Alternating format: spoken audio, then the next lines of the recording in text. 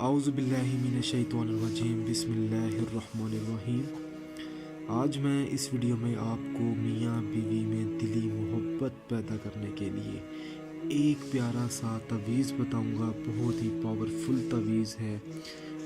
ये तवीज़ बहुत ही आजमूदा हुआ है, ठीक है, इसका कोई नुकसान नहीं है। आपने करना ये है कि ये तवीज़ देख रहे हैं, आप बना भी सकते हैं, ठीक है। मुझे नहीं लगता कि मैं इस तवीज़ की आपको पिक्चर सेंड करूं, कोई ज़रूरत नहीं है। छोटा सा तवीज़ है, ठीक है। बिस्मिल्लाहिर्रहमानिर्रहीम लिखनी है, उसके बाद आपने ये हरूफ लिखने हैं, ठीक है। और इसको आपने इस्तेमाल इस तरह से करना है कि पहले आपने 2 तवीज़ बनाने हैं इसके, ठीक है। और एक तवीज़ को आपने शरबत में मिलाकर, ठीक है, अपने शोहर को पिलाना है, ठीक है।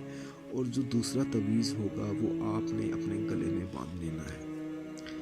अब बात ये है कि काफ़ी सारी औरतों को मसला होता है कि उन्हें समझ नहीं आती कि वो ये तवीज़ है किस दिन से शुरू करना है। आपको जो दिन मुनासिब लग रहा है, ठीक है, किसी भी नमाज अदा करने के बाद आप ये तवीज़ शुरू कर लें, ठीक है।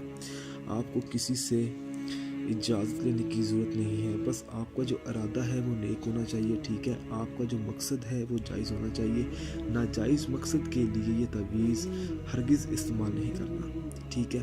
और दूसरे मकसद के लिए तो बिल्कुल इस्तेमाल नहीं करना, सिर्फ मियाँ बीवी में दिली मोहब्बत पैदा करने के लिए, ठीक है। आपने ये तवीज़ ना तो महबूब के लिए करना है, ना तो दुश्मन के लिए करना है, ना तो किसी अनजान शख्स के लिए करना है, वरना कोई फ़ायदा ही नहीं होगा आपको, ठीक है।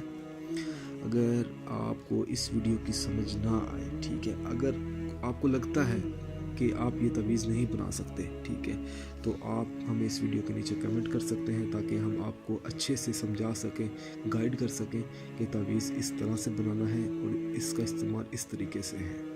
जज़ाकल्लाह।